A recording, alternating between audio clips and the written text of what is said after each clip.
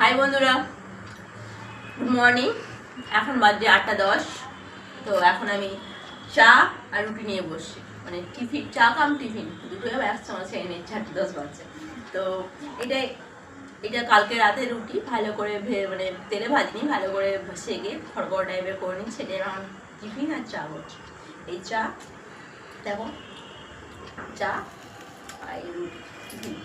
তো এখন আমার ছেলে পড়তে গেছে, আমার ছেলে পরের থেকে এসে পড়ে স্কুলে যাবে, জানি না কি করবে, বসলে যাবো না, আমি জানি না।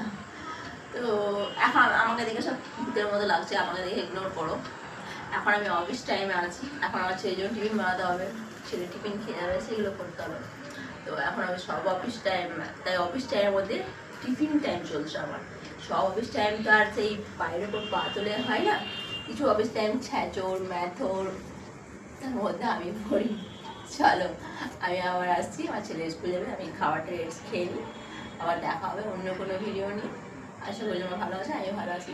প্লিজ আমার চ্যানেলটা সাবস্ক্রাইব করবে, লাইক করবে, কমেন্ট করবে। Bye, tata.